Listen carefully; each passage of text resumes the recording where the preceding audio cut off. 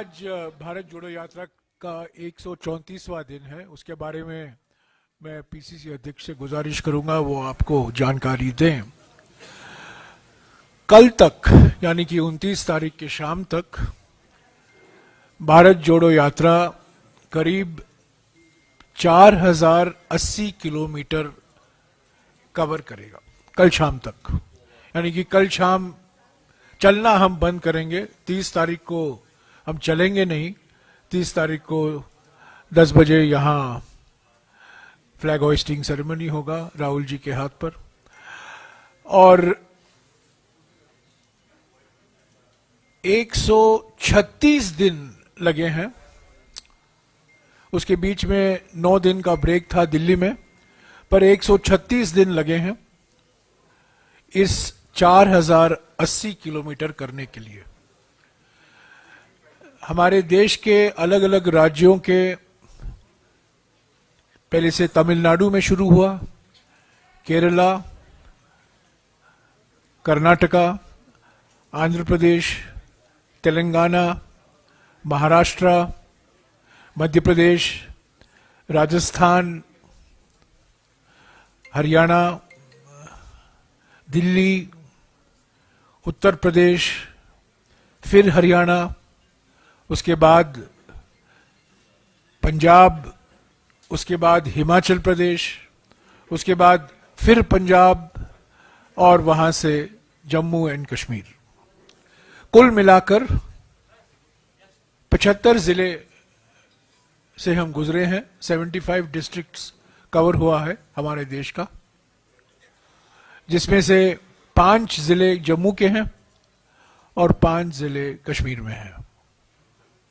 जैसा कि मैंने कहा, कुल मिलाकर 4080 किलोमीटर कवर हुआ है। 136 दिन में से 116 दिन चलने का दिन था, और जब हम चलते थे औसत के तौर से रोज 23-24 किलोमीटर भारत जोड़ो यात्रा चलता था। आप जानते हैं कल दोपहर को 3 बजे राहुल जी प्रेस को संबोधित करेंगे। करीब 1 घंटे का होगा, क्योंकि ये आखिरी प्रेस कॉन्फ्रेंस है। थोड़ा अधिक समय हम लेंगे उसमें, ताकि आप लोगों के सवाल का भी जवाब दिया जाए।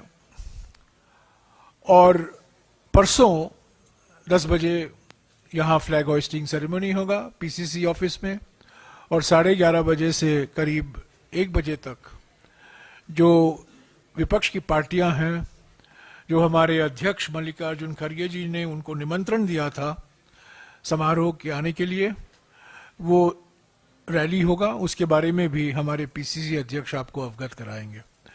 मैं विकार रसूल जी को निवेदन करूंगा कि वो आपको आज के जो भारत जोड़ो यात्रा हुई, आज आपने देखा होगा कल के हादसे के बाद प्रशासन की ओर से काफी मजबूत कार्रवाई की गई थी, पर उसके बावजूद हजारों में महिलाएं, बच्चे, बुजुर्ग, युवक, समाज के हर वर्ग सड़क पर खड़े थे, आए थे, और भरपूर और बहुत उमंग भरा स्वागत भारत जोड़ो यात्रा का और राहुल गांधी जी का किया। पीसीसी अध्यक्ष आपको आज के भारत जोड़ो यात्रा के बारे में कहेंगे।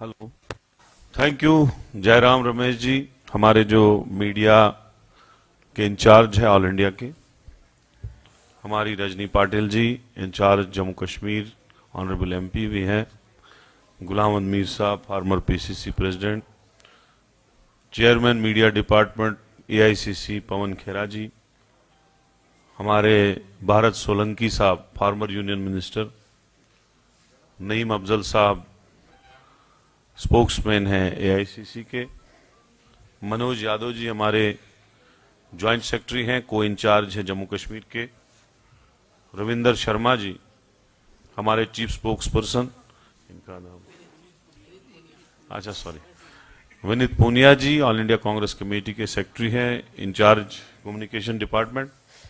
तो भाइयों, आपका बहुत बहुत शुक्रिया कि हम आपको बुलाते हैं और आप हमेशा हमारी गुजारिश पे अपने कैमरा और पूरा सिस्टम लेके पहुंच जाते हैं। बहुत बहुत शुक्रिया सबका। जैसा आपने देखा कि कल हजारों की तादाद में जो कल सुबह से शुरू हुआ था प्रोग्राम बनिहाल में भी, और उसके बाद काजीगुंड में किस तरीके से लोग विदाउट एनी गाड़ियां, कोई भी हमने चीज लोगों को नहीं दी थी कि लोगों को लाया नहीं गया था, लोग खुद आए थे और सैकड़ों हजारों की तादाद में लोग आए थे। और वहां पे सिक्योरिटी फोर्सेस कम पड़ गई थी। मैंने ये नहीं, एडमिनिस्ट्रेटिव फेलियर तो है ही, वो का इसलिए पड़ा शायद गवर्नमेंट को पता नहीं था कि इतनी तादाद लोगों की आएगी, तो उसके बाद यात्रा को सस्पेंड करना पड़ा मजबूरन। तो आज जो सुबह से यात्रा शुरू हुई, टोटल 13-14 किलोमीटर की यात्रा थी, और आपने देखा कि इतना स्ट्रिक्ट जो है पूरे रोड्स जो है बंद किए गए थे, ट्रैफिक सारा बंद किया गया था, लोगों को काफी दूर से आना पड़ रहा था, उनकी मुश्किलातें थी, और हमें फोन भी आ रहे थे लगातार कि हमें छोड़ा नहीं जा रहा है। लेकिन उसके बावजूद भी लोग घरों से निकले, औरतें, बच्चे और खासकर हमारे यंग यूथ, नौजवानों की तादाद बहुत ज्यादा थी। तो राहुल जी चले, महबूबा जी का शुक्रिया, उन्होंने भी यात्रा में पार्टिसिपेट किया। उसके बाद हमारी ऑल इंडिया कांग्रेस की जनरल सेक्रेटरी प्रियंका गांधी जी भी शामिल हुई। तो बहुत ज्यादा भीड़ है। तो मैं ये कहूंगा जम्मू कश्मीर के लोगों का, पहले तो पूरे हिंदुस्तान के कन्याकुमारी से लेके जो जम्मू कश्मीर तक लोगों ने स्वागत किया, लाखों की तादाद में, हजारों की तादाद में भीड़ ने, हर तबके ने, हर नस्ल, रंगो नस्ल ने राहुल जी का जितना स्वागत किया, मुझे लगता है दुनिया में इतना स्वागत किसी का नहीं हुआ होगा। लेकिन बाद में जम्मू कश्मीर के लोगों ने हमारे लखनपुर से लेके जम्मू तक कंटिन्यूअसली यात्रा चली, कहीं भी एक जगह भी हमने गाड़ी में यात्रा नहीं चलाई, कंटिन्यूअसली लखनपुर से लेके सतवारी तक हम लगभग 100 किलोमीटर चले, और इतना जबरदस्त रिस्पॉन्ड मिला लोगों का, इतना भारी रिसेप्शन मिला। और उसके बाद नगरोटा भी वैसा ही, उधमपुर भी, रामबन भी, बनिहाल से लेके फिर काजीगुंड में आपने देखा कि इतना मजमा, और आज लोग खेतों में दौड़ रहे थे, औरतें दौड़ रही थी, हमारी महिलाएं दौड़ रही थी, इतना जबरदस्त रिसेप्शन मिला। तो मैं ये कहूंगा कि राहुल जी की जो ये भारत जोड़ो यात्रा है, इससे एक चीज क्लियर हुआ कि लोग सताए हुए हैं, लोगों को एक आवाज मिली जिसके साथ लोगों ने अपनी आवाज जोड़ी कि बेरोजगारी का तूफान है, जम्मू कश्मीर में बहुत बेरोजगारी है, महंगाई है, और जो नफरत से ये लोग अपनी सियासत चलाते थे, मुझे लगता है अब वो दुकानें बंद करने का टाइम आ चुका है। तो मैं यही कहूंगा कि लोगों का बहुत शुक्रिया। कल हमारा लास्ट डे है, लास्ट डे में पैंथा चौक से नेहरू पार्क तक यात्रा कल चलेगी, और हमारे काफी लोग, चीफ मिनिस्टर भी आए हैं, उनमें चीफ मिनिस्टर भी शामिल होंगे, ऑल इंडिया कांग्रेस कमेटी के बहुत सारे लीडर, जनरल सेक्रेटरीज जो हैं उसमें शामिल होंगे, एक गैलेक्सी ऑफ लीडर्स जो हैं वो आएंगे, हर स्टेट से वो हिस्सा लेंगे उसमें, और आप भी उसमें कवर करने के लिए आ जाए। तो मैं इन्हीं अल्फाज से शुक्रिया अदा करता हूं, खासकर जम्मू कश्मीर के लोगों का, और आप प्रेस के साथियों का, जिनने हमें बहुत अच्छा कवरेज दिया भारत जोड़ो यात्रा में। Thank you very much. Jairam ji. हाँ जी, सवाल पूछिए।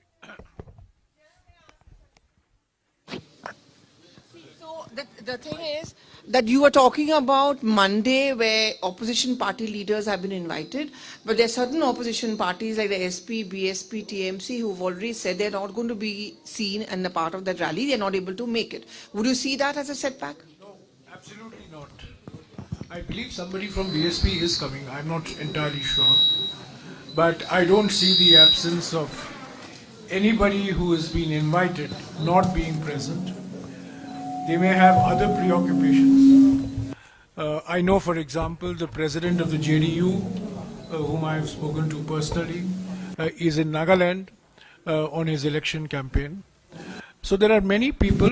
Mr. Devegowda has written a letter to Mr. Rahul Gandhi expressing full support and appreciation for the Bharat Jodo Yatra, but expressing his inability to come personally. So I don't see this as a setback. First of all, let me make it absolutely clear that the function on the 30th is not a coalition building exercise. The function on the 30th was an invitation extended in good faith to like-minded political parties who we believe oppose the policies and the programs of the BJP. It is not to build a platform for 2024.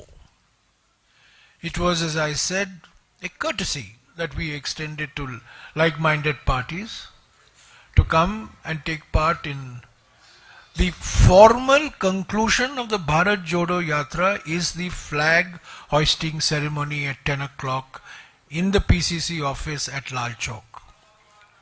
So the opposition conclave or the opposition parties who have been invited, they have been invited to take advantage of the ending of the Bharat Jodo Yatra. So I do not see this as a setback. After this will begin the process of political talks and political negotiations. Any opposition platform to defeat the BJP must be based on two realities. Reality number one, Congress must be the pivot or the fulcrum of any opposition alliance. Without the Congress, no opposition alliance is relevant or meaningful. Number two, any opposition alliance must be based on a constructive agenda, not just a negative agenda of anti-BJPism or anti-governmentism or this government, anti-regime. It has to be based on a positive, constructive agenda. Now this is not the business of the Bharat Jodo Yatra. The Bharat Jodo Yatra has nothing to do with elections. Now we will begin the process, presumably, of talking to different political parties. So the short answer to your question, I've taken some time because I know there is a view that is gaining ground that it is a setback. It is not a setback. It's natural. We invited them in good faith. But we believe that any attempt to build a meaningful, winning coalition against the BJP must be pivoted around the Congress. Sir total कितनी political sir विपक्ष के कितने इधर sir कितनी आपने 23 पार्टियों को चिट्ठी लिखी थी उसमें से कितनी पार्टीज ने अग्री किया है? अभी तक नहीं है, कल मैं बता दूंगा आपको, कल शाम तक मैं आपको बता दूंगा.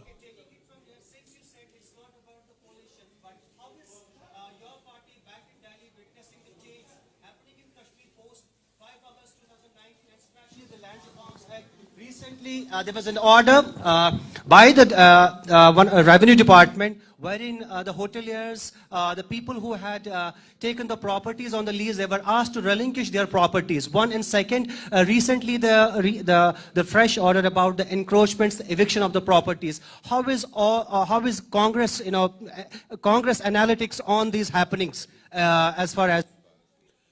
Mr. Gandhi has replied to this question in Jammu. And I'm sure he will reply to this question tomorrow in Srinagar as well.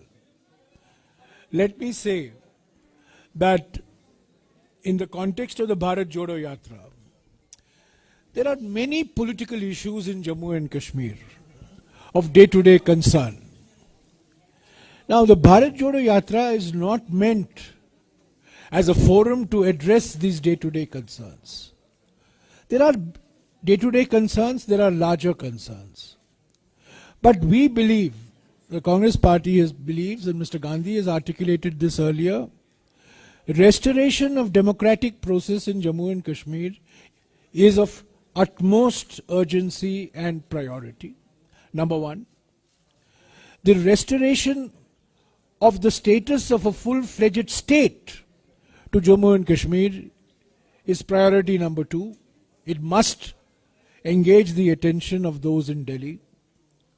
And there are issues of land, there are issues of jobs, which also need to be addressed through legal and other administrative measures. But all this has to be done only when the democratic process is restored fully and Jammu and Kashmir is once again a full-fledged state of the Indian Union, with Ladakh enjoying the constitutional powers under Schedule 6.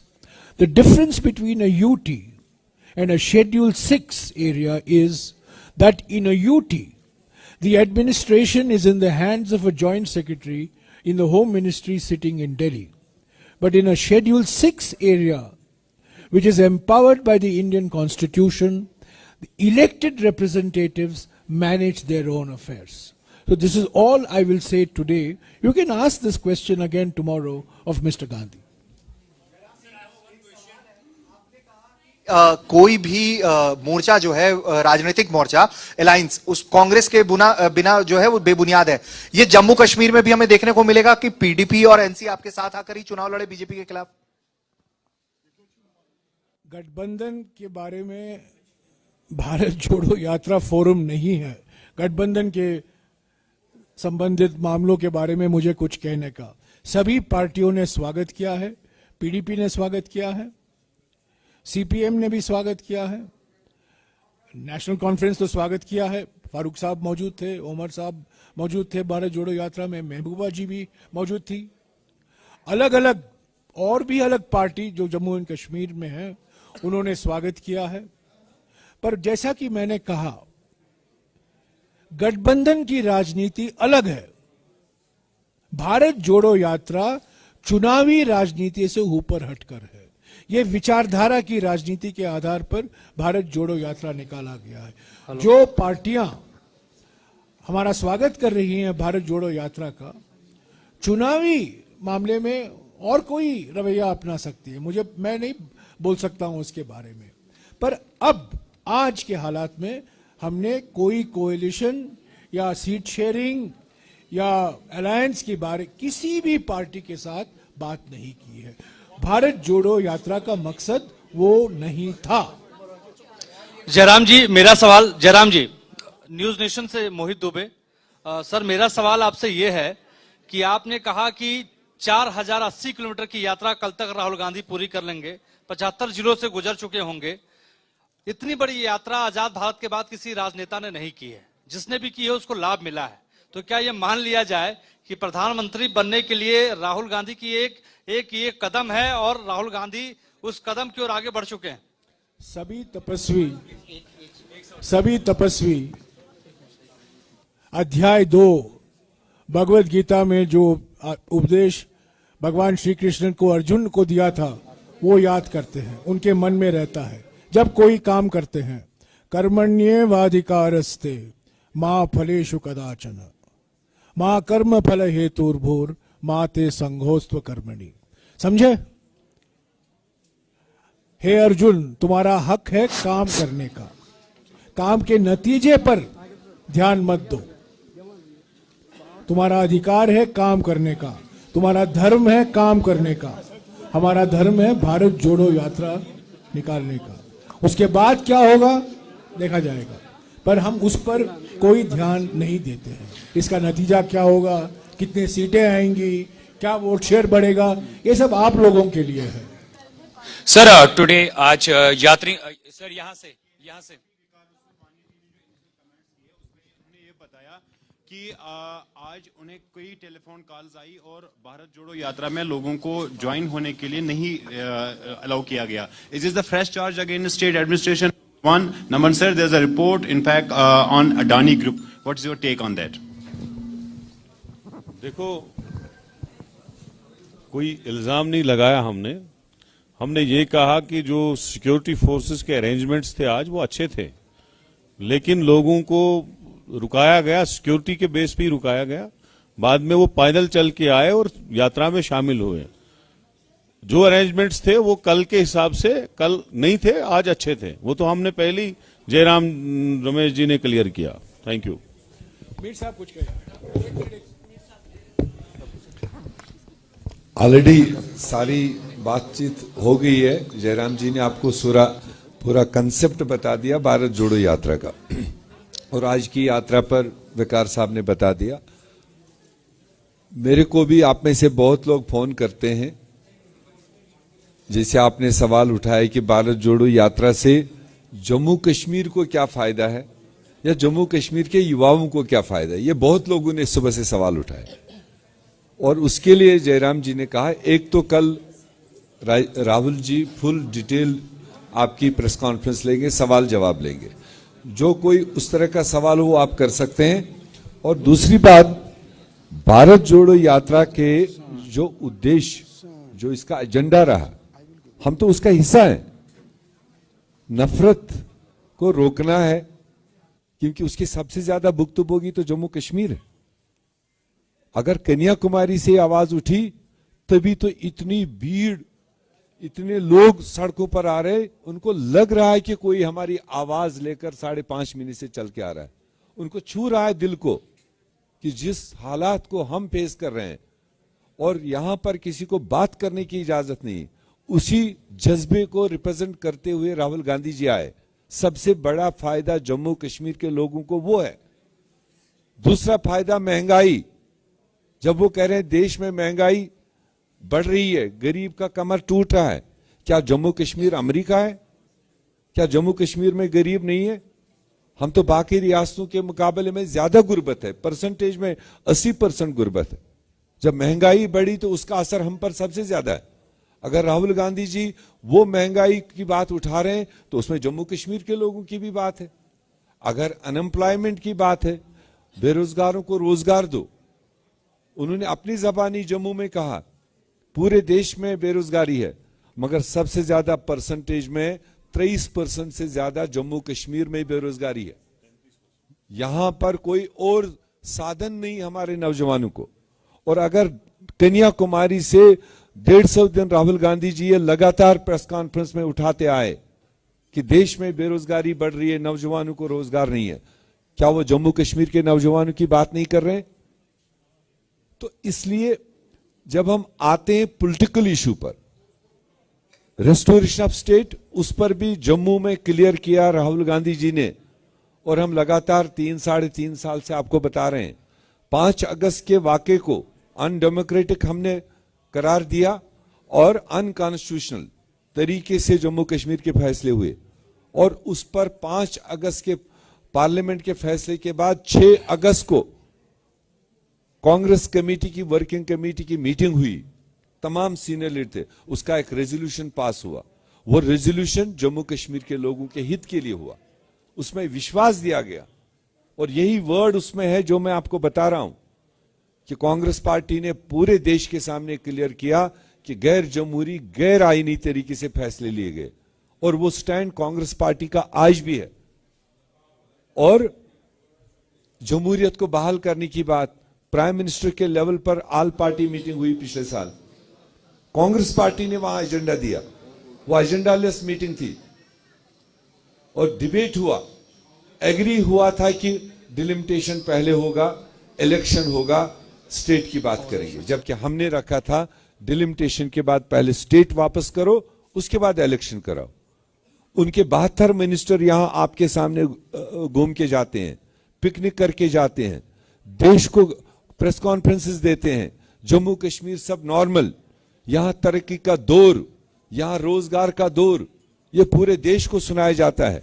मगर अंदर की हालत हमारी क्या है वो आप जानते हो, और ये भारत जोड़ो यात्रा ने वो देखा। जयराम जी आपसे सवाल है मेरा। हाल ही में जयराम जी आपसे सवाल सर। एक मिनट। 1983 में हमारे देश के एक बड़े नेता जो प्रधानमंत्री बने, चंद्रशेखर जी ने भारत यात्रा निकाला, पर वो भारत यात्रा कन्याकुमारी से दिल्ली तक की था। तो पहली बार कन्याकुमारी से कश्मीर तक ये यात्रा निकाली गई है, पहली बार हुआ है।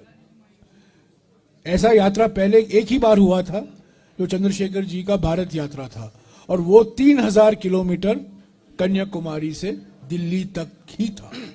हाँ जी। हाँ, और sir hello sir sorry, Adani के मामले में कल मैंने एक लंबा वक्तव्य दिया है, लंबा स्टेटमेंट रिलीज किया, वो आपने पढ़ा होगा। आप नहीं पढ़ा है तो पढ़ लीजिए, आपके सारे सवाल का जवाब उस स्टेटमेंट में। जयराम जी आपसे सवाल है मेरा। एक सवाल पूछना चाहता हूं कि जो एनसी और पीडीपी ने आपका साथ दिया भारत जोड़ो यात्रा में, बाकी जो रेस्ट ऑफ पार्टीज हैं उन्होंने साथ नहीं दिया, उनके लिए आप क्या कहेंगे? और दूसरी बात, आप बार बार कह रहे हैं कि बेरोजगारी जो है और महंगाई पूरे मुल्क में है, मगर जम्मू कश्मीर के मामला इससे अलग है, बहुत खतरनाक मामला है यहाँ के। तो इस हवाले से आप क्या कहना चाहेंगे? नेशनल कॉन्फ्रेंस और पीडीपी ने आपकी भारत जोड़ो यात्रा का साथ दिया, मगर बाकी पार्टीज ने साथ नहीं दिया। और दूसरी बात, यहाँ के जो मामलात है वो दूसरों स्टेटों से जरा मुख्तलिफ है। भारत जोड़ो यात्रा में कन्याकुमारी से लेके यहाँ कश्मीर तक जितनी लाइक माइंडेड सेकुलर पार्टीज हैं, उन्होंने कांग्रेस पार्टी का, राहुल गांधी जी के भारत जोड़ो यात्रा का पूरा साथ दिया। एनसी पीडीपी ही नहीं सही, बल्कि लाल सिंह ने भी सपोर्ट किया। हमारे मुजफ्फर शाह साहब की जो अवामी नेशनल कॉन्फ्रेंस है, उन्होंने भी साथ दिया, वो भी लखनपुर में आए थे और कल भी हमारे साथ पेंथा चौक में ज्वाइन कर रहे हैं। शिवसेना आई, उनने भी साथ दिया। इसी तरह से जेडीयू है, एनसीपी है। अलबत्ता कुछ पार्टियां हैं जिनकी लगाम हमारी रूलिंग पार्टी के हाथ में है, तो शायद उनको वहां से चाबी होगी कि वहां नहीं जाइए, लेकिन हम चाहते थे वो भी ज्वाइन करें, क्योंकि भारत जोड़ो यात्रा, जैसे कि जयराम रमेश जी ने कहा, ये नॉन पॉलिटिकल है, इसका कोई अलायंस के साथ लेना देना नहीं, पीएजीडी के साथ कोई लेना देना नहीं, कोई इलेक्शन के साथ लेना देना नहीं। अलबत्ता जो राहुल जी ने, जैसे मीर साहब ने कहा, 3 मुद्दे थे जिसमें बेरोजगारी, महंगाई और नफरत, फिरका परस्ती, ये 3 चीजें। और हमने इसमें लखनपुर से एक और चीज जोड़ी जो हमारी स्टेट में बहुत इंपॉर्टेंट है, कि हमारी स्टेट को तोड़ के यूटी बनाया गया और 2 हिस्से किए गए, और इलेक्शन यहां पे हो ही नहीं रहा। 9वां साल चढ़ गया, इलेक्शन नहीं हो रहा है। तो लिहाजा हम चाहते हैं कि स्टेट वापस दी जाए। और ये जो 3 मुद्दे राहुल जी के हैं, क्योंकि जैसे मीर साहब ने कहा, सबसे ज्यादा बेरोजगारी जम्मू कश्मीर में है, और कश्मीर में ज्यादा ही है, क्योंकि यहाँ इंडस्ट्री तक नामो निशान ही नहीं है। कहीं जाए कहां लोग? सरकारी नौकरी नहीं मिलेगी, प्राइवेट सेक्टर है नहीं, जाएंगे कहां? हेलो, वो तो फ्रस्ट्रेशन में है हमारे यूथ यहाँ पे। तो ये मसला है। बाकी जयराम रमेश जी, मैं इमरान नाइक को बात कर रहा हूँ यहाँ से। सर प्लीज, आप तो कर चुके हैं। मैं इमरान नाइक को कश्मीर न्यूज ब्यूरो से हूँ। जहां तक हम इस यात्रा को अंडरस्टैंड कर चुके हैं, 4 बातें। एक तो आप फैसिस्ट सिस्टम के खिलाफ यात्रा चला रहे हैं, दूसरा आप अनएम्प्लॉयमेंट की बात करते हैं, तीसरा आप ये कह रहे हैं कि मुल्क में नफरत है। क्योंकि आज यात्रा हमारी कश्मीर वैली में है, तो हम कश्मीर के ही पॉइंट ऑफ व्यू से आपसे कुछ बातें जानना चाहेंगे। सवाल जी, वही सवाल ही मैं पूछूंगा। यहाँ डिफरेंट पॉलिटिकल पार्टीज ने अपना अपना पॉलिटिकल एक्सपेरिमेंट किया है 1947 से, और आज इतिहास में नहीं, आप सुनिए ना सर, सवाल कीजिए, आज का सवाल कीजिए। 53 से 2022 तक हमने चीफ मिनिस्टर से एलजी और गवर्नर वगैरह देखे। सवाल कीजिए। इस वक्त कांग्रेस का क्या विजन है जहां तक जम्मू कश्मीर के पॉलिटिकल सिनेरियो का ताल्लुक है? मीर साहब ने आपको कहा है बिल्कुल स्पष्ट भाषा में, हमारी प्राथमिकता क्या है। हमारी प्राथमिकता है कि जम्मू और कश्मीर को full fledge state rule restore करना जरूरी है, और उसके बाद इलेक्शन कराना जरूरी है विधानसभा के लिए। इससे और कोई साफ भाषा में और कोई जवाब नहीं दे सकता।